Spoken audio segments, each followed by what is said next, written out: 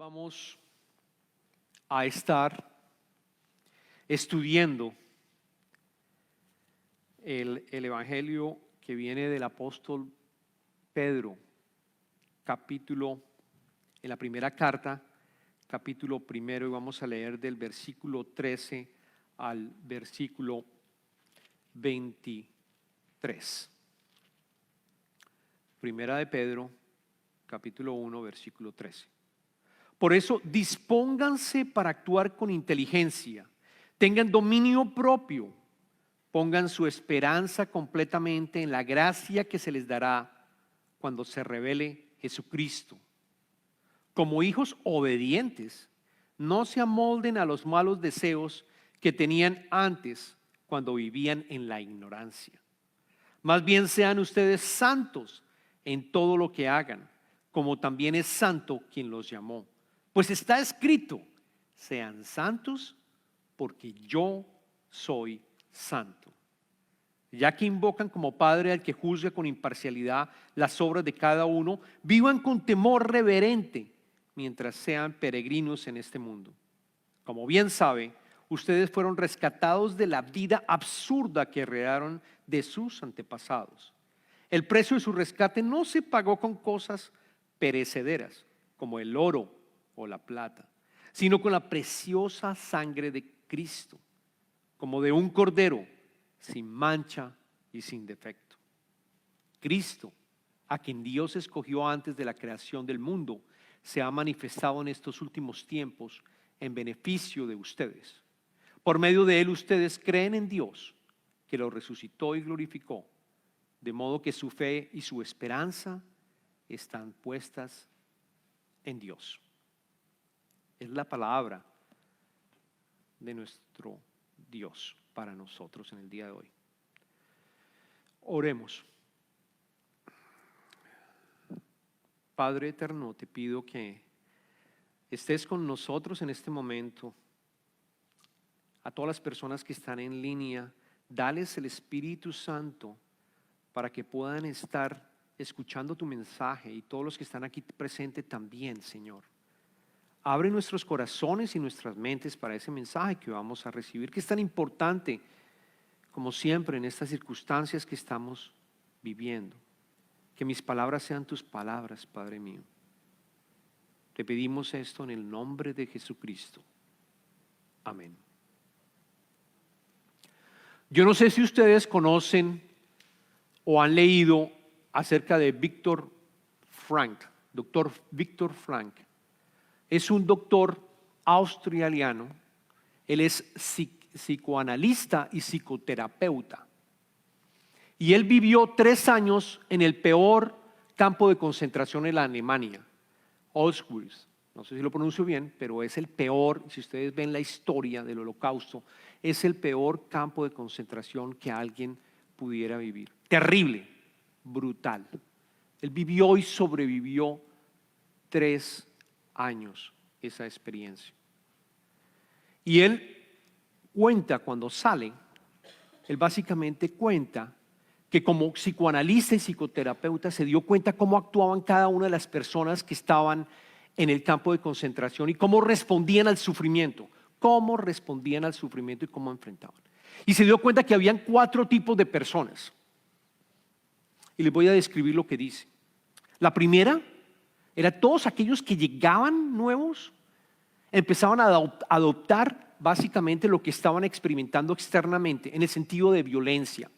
Empezaron a actuar de una manera violenta y él los conocía. Él dice que los conocía y eran personas muy tranquilas, y cuando llegaban a la cárcel, al campo de concentración, se volvían demasiado violentos, igual que los guardias, exactamente igual.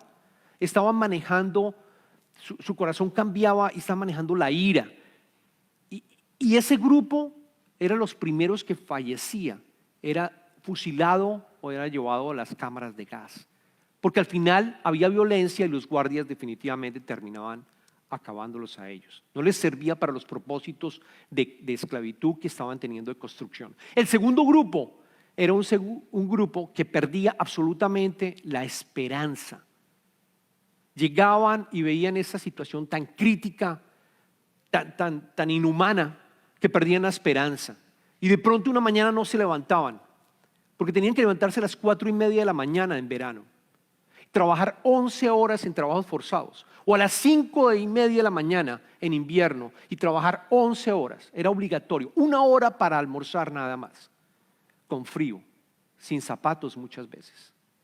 Les daban una alimentación terrible, una alimentación, y vimos las fotos, los que ustedes han visto, terminan comiéndose el cuerpo, terminan tomando todas las calorías y acabando con los músculos.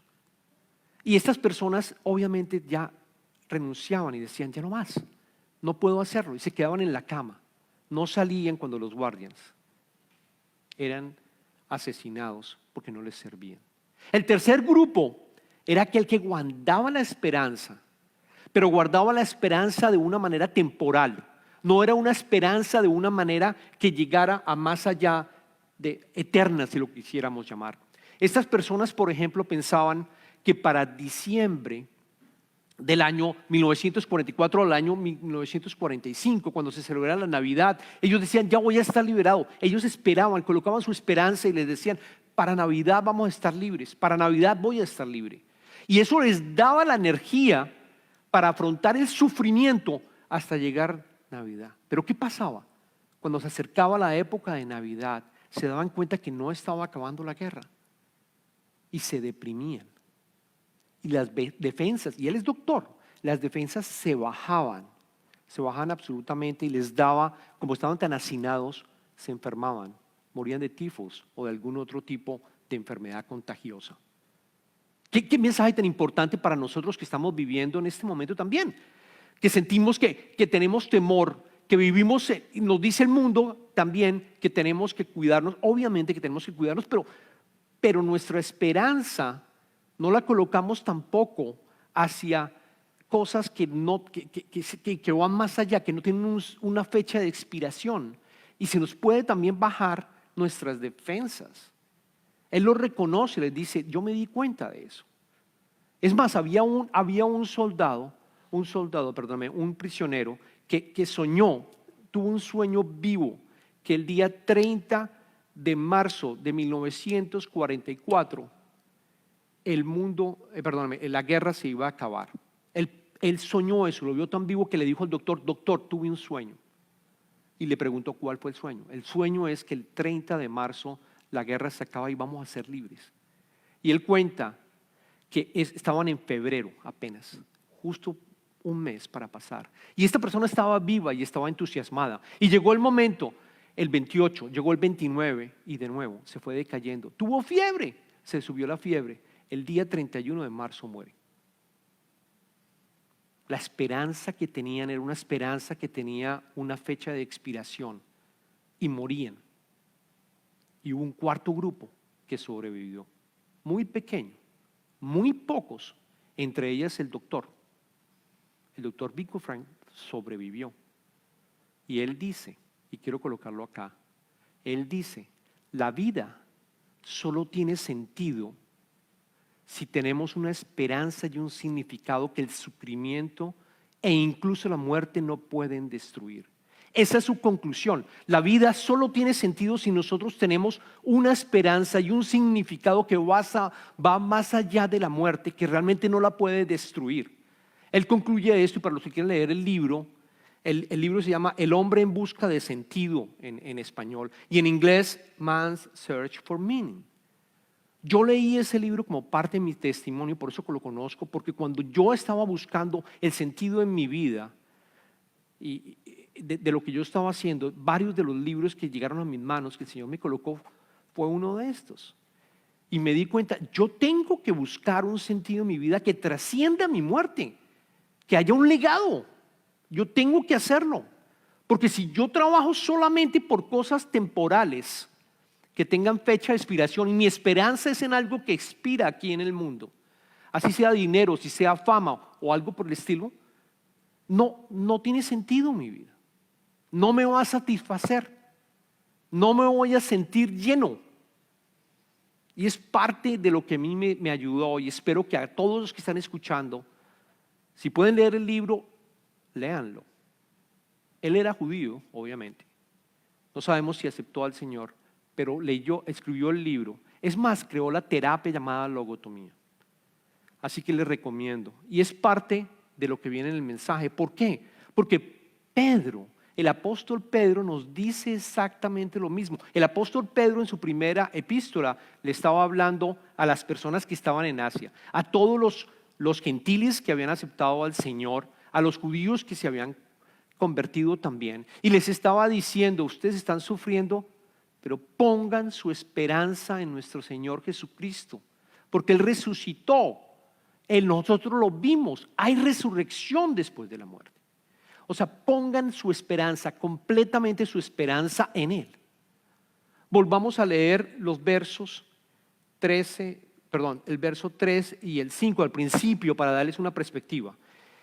Él dice, el apóstol Pablo, alabado sea Dios Padre de nuestro Señor Jesucristo. Por su gran misericordia nos da hecho nacer de nuevo mediante la resurrección de Jesucristo para que tengamos una esperanza viva y recibamos una herencia indestructible, incontaminada e inmarchitable. Tal herencia está reservada en el cielo para ustedes, a quienes el poder de Dios protege mediante la fe hasta que llegue la salvación que se ha de revelar en los últimos tiempos. Él lo escribe antes de que nosotros leímos el verso 13, él escribe en el verso 3 y el 5 y nos está diciendo esa esperanza viva, les está diciendo a ellos.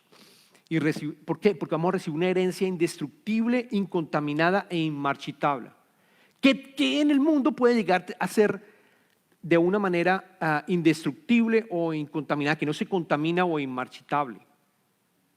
Nuestra salvación, nuestra vida eterna, no hay nada que la destruya. Les está diciendo a ellos, pongan esa esperanza viva en esto y tengan fe. Es exactamente lo que les está diciendo, nos está diciendo a nosotros en este momento también. Así que, y también menciona que nosotros nacemos de nuevo. No vamos a hablar sobre nacer de nuevo, porque prácticamente sería todo un sermón. Pero claramente le está diciendo, usted nació de nuevo. Usted al aceptar a Jesucristo como su Salvador, usted es una nueva persona, usted tiene el Espíritu Santo. Y está trabajando en usted y se está transformando poco a poco. Pero ya lo tiene, ya tiene una nueva identidad. Es una nueva identidad en Cristo. Así cuando leamos el verso 14 y 15, ¿qué nos dice? ¿Qué les dice Pedro al pueblo y nos dice a nosotros? Nos está invitando, como hijos obedientes, no se amolden a los malos deseos que tenían antes cuando vivían en la ignorancia. Más bien sean ustedes santos en todo lo que hagan, como también es santo quien los llamó, pues está escrito, sean santos, porque yo soy santo. Pedro dice, así como tienes una esperanza viva en la resurrección, en la vida eterna, por otra parte, tú naciste de nuevo, vive diferente, seas santo.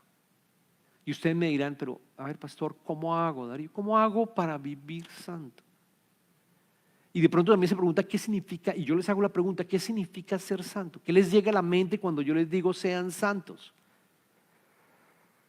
Yo creo que la mayoría de las personas responden ser santos es quizás no pecar, decimos eso, no pecar, no quiero pecar, no voy a pecar. Ser santo sería, en colombiano decimos mojigato o mojigata, yo no sé cómo se dice en México, pero ¿se dice igual? No, se debe decir diferente, después me comentas. Pero de pronto es que con esfuerzo, ¿no? Como con esfuerzo no voy a pecar, no quiero pecar. Y entonces hago todo lo que, mis mayores esfuerzos para no caer y no pecar. Creemos que ser santo también, otros piensan, es una persona que renuncia a todos los placeres y a las cosas buenas de la vida. Entonces yo voy a renunciar a todos los placeres, no voy a hacer nada que sea un placer, que sea gratificante para mí. Otros se flagelan. Eso no es ser santo. Eso no es ser santo. Él precisamente nos invita en su reino para que nosotros seamos fructíferos. Él nos da las bendiciones para que tú bendigas a otros. Nos pide, crean cosas. Ustedes tienen la creatividad. Dios es un Dios creador de creadores. Así que si tú quieres lanzar un negocio, lanza tu negocio. Si tú quieres progresar, progresa. Pero para Él, para la gloria de Él, siempre pensando en la gloria de Él. con amor, dando. Porque así deberíamos ser los cristianos. Así somos cuando el Espíritu Santo nos da. Compartimos todo. Y crecemos y somos bendecidos. Así que no es ser santo el que yo me flagelo, como lo hacían los fariseos también en su época. De hecho, Pablo le dice en Colosenses, él escribe y dice, en capítulo 2, dice, tienen sin duda apariencia de sabiduría, está hablando de los que se flagelan, con su afectada piedad, falsa humildad y severo trato de cuerpo, pero de nada sirven frente a los apetitos de la naturaleza pecaminosa. Pablo está diciendo, no sirve que te afliges, no sirve que tú te coloques en sacrificio. Eso no es lo que está esperando el Señor. Entonces, ¿qué es ser santo? Lo voy a colocar en la pantalla. Ser santo es pertenecer completamente a Dios en mente, corazón y voluntad. Completamente a Dios. Tú te comprometes a Él en los tres. No es solamente pensar en que voy a ser santo. No es solamente tenerlo en el corazón que voy a ser santo porque de pronto mi cuerpo sigue pecando. Son las tres. Son las tres. Mente, corazón y voluntad. ¿Cómo lo hago? Ustedes se preguntarán, ¿cómo hago para hacer eso? ¿Cómo hago para que las tres cosas estén alineadas? Porque si hay algo que tenemos que trabajar primero, es la mente. Porque todo lo que nosotros leemos, miramos y escuchamos, entra por la mente y va a nuestro corazón. Si no vemos que es algo bueno y no lo rechazamos, pensamos que es bueno y lo aceptamos en nuestro corazón. Y si está en nuestro corazón, es como, yo soy ingeniero de sistemas, es como la CPU de un computador. ¿Sí? Una vez llega a tu corazón, es como la CPU. Entonces tu cuerpo empieza a actuar, todo empieza a actuar hacia lo que tu corazón quiere. Por eso dice Jesucristo que muchas veces el dinero también nos daña el corazón.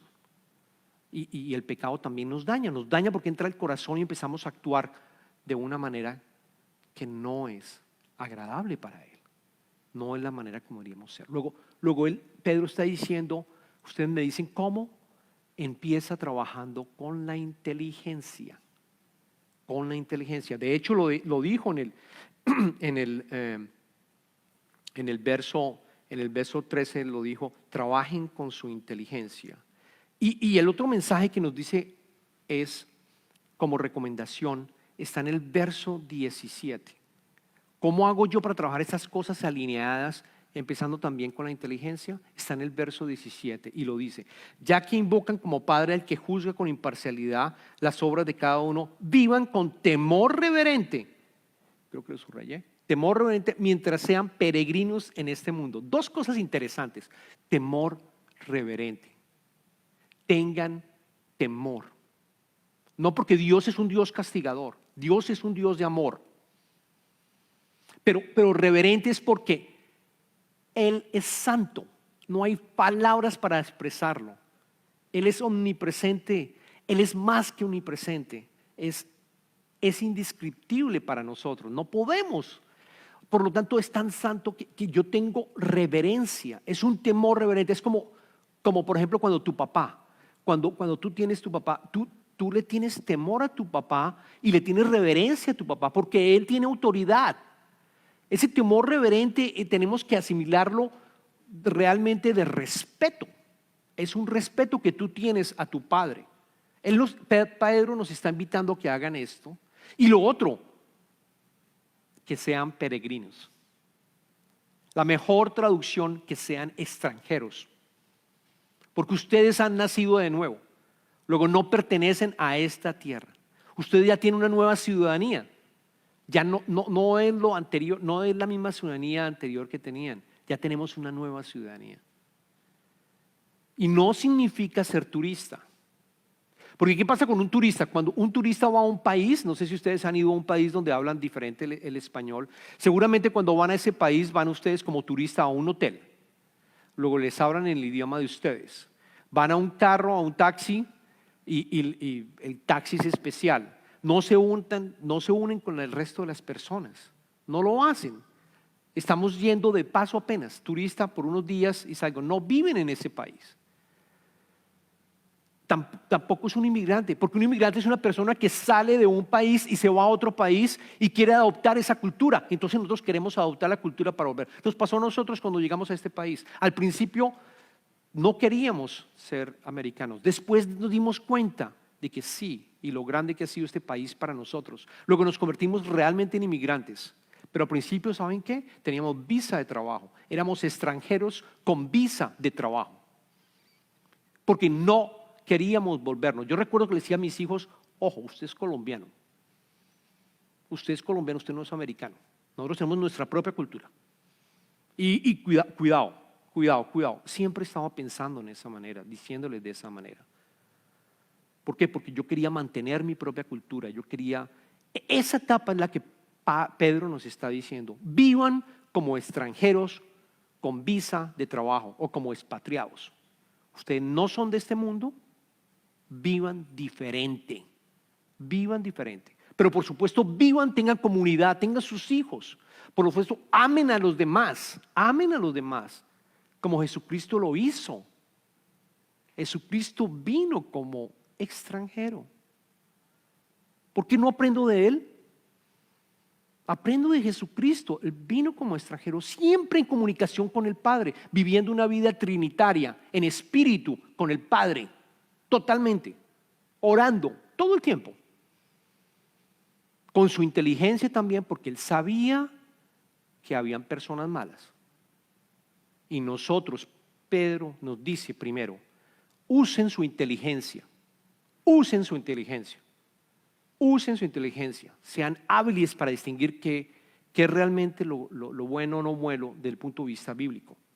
De hecho, este mundo nos invita a hacer cosas que consideramos o nos dicen, no, de pronto esto es bueno, de pronto el mundo te dice, tú quieres tener esperanza, haz esto o haz aquello, trabaja en promoverte, trabaja en ser famoso, etcétera, en hacer dinero. El mundo te está llevando a una esperanza que tiene fecha de expiración, porque no lo vas a lograr, no vas a lograrla ser completamente lleno en ti, no lo vas a lograr, va a ser muy complicado. Y Isaías lo decía cuando leemos el capítulo 5, versículo 20, hay de los que llaman a lo malo bueno y a lo bueno malo, que tienen las tinieblas por luz y la luz por tinieblas, que tienen lo amargo por dulce y lo dulce por amargo. El mismo Isaías en su momento le decía al pueblo de Israel, tengan cuidado, hay de los que llaman, porque hay algunos que llaman a lo malo bueno. Hay gente que dice que las cosas buenas no están acá. Hay gente que nos está diciendo las cosas buenas van en contra de lo que está escrito acá. Luego es importante que sean inteligentes. Desconfíen amando. Ustedes son ciudadanos de otro país, no de este, cuando lleguen a estar con Cristo. No de este. Un ejemplo, cuando llegué acá y compré un carro, para los que no han venido a comprar un carro en este país, es increíble, no sé ustedes cuando compran un carro usado o nuevo. Los vendedores de los carros son de las personas los enseñan a ser de las personas más hábiles desde el punto de vista de ventas. Y yo llegaba nuevamente cuidando mi inteligencia diciendo, me van a robar. No puede ser tan buena gente esta persona. Buena gente en colombiano es tan amable. O sea, le abren a uno la puerta, le sirven a uno lo que ustedes quieran, etcétera. Y eso como que, bueno. Y la verdad, tenemos que actuar de cierta manera. Lo que quiero colocarle con un ejemplo, de cierta manera medio preventiva. ¿Será esto verdad? ¿Será cuestionando siempre? ¿Será verdad? Porque no vivimos acá. Luego no nos asociamos realmente con lo que cree el mundo. Espero que esté claro el mensaje. Inteligencia, recordemos, inteligencia, corazón y espíritu. Ahora vayamos al corazón y al espíritu. ¿Cómo lo hace? Pedro lo dice en el versículo 18 y 19. Como bien saben ustedes, fueron rescatados de la vida absurda que heredaron de sus antepasados. El precio de su rescate no se pagó con cosas perecederas, como el oro o la plata, sino con la preciosa sangre de Cristo, como de un cordero sin mancha y sin defecto. Cuando yo entiendo todo lo que ha hecho nuestro Dios para la salvación de nosotros, de enviar a su Hijo Jesucristo y de ser asesinado en un madero desnudo por mis pecados y darme esa salvación por toda la eternidad que yo tengo, eso me da mi esperanza nuevamente viva y me da un sentimiento de amor y de gratitud inmenso. Yo empiezo a amar al Señor. Yo amo a Cristo por lo que hizo por mí. Yo lo amo. Eso cambia mi corazón y reorienta todo. Reorienta mi cuerpo y empiezo a ser más santo. Es un proceso gradual. Pero ya pecar, para mí pecar es ver algo que no me gusta, que es podrido, y yo naturalmente, sin esfuerzo, lo evito. Poco a poco voy en ese proceso de santificación y el pecado no lo quiero. Lo reconozco, lo veo, lo huelo. Esto no es por acá. Eso no está bien para mí. Consulto con mi Padre para tomar las decisiones. Y poco a poco me va transformando con el poder de su Espíritu Santo. Me va transformando. Eso es lo que Pedro le decía al pueblo. Recuerden a todos los que estaban sufriendo. Y nos dice a nosotros, recuerden, la preciosa sangre de nuestro Señor Jesucristo fue derramada por el perdón de nuestros pecados. La salvación fue gracias a Él. No me queda más sino agradecimiento y amor. No me queda más sino eso. Amor por Él. Y eso hace que se alinee absolutamente mi vida, en cuerpo y en espíritu. Y tengo mi inteligencia activa y presente, porque esto, desconfiando, viviendo en esta vida, desconfiando de la buena, pero amando. Ese desconfiar también implica estar amando. Jesucristo dijo lo mismo en el Evangelio de Juan, capítulo 6, en el versículo 28 y 29. Los fariseos le preguntaban, y los discípulos también, ¿qué tenemos que hacer para realizar las obras que Dios exige? Las obras que Dios exige. ¿Qué tengo que hacer yo como activo? ¿Qué tengo que hacer, Jesús? ¿Qué tengo que hacer? Y Él respondió, esta es la obra de Dios, que crean en aquel a quien Él envió. Le respondió Jesús. Una sola acción, que crean, pero es una obra, es una acción, que crean, que nosotros creamos en Él.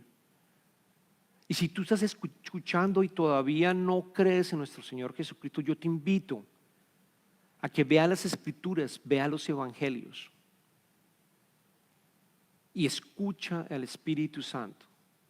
Y vamos a estar orando por ti para que te abra el Espíritu y encuentres el sentido de la creación y encuentres también esa esperanza viva y poder afrontar el tiempo que vamos a estar acá como peregrinos. Es estar en el reino de Dios en este momento para estar después con Él por la eternidad. Oremos.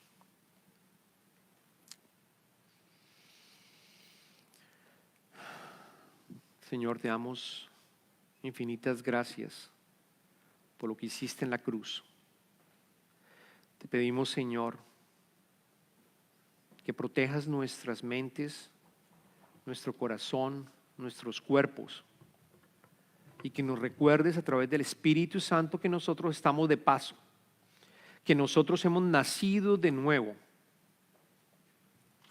y que vivimos en un país con una ciudadanía diferente. Ayúdanos a expresar el amor a los demás también que están viendo a nosotros, que están interactuando con nosotros. Ayúdanos a santificarnos poco a poco, Señor. Te rogamos esto, Señor, en tu nombre. Amén.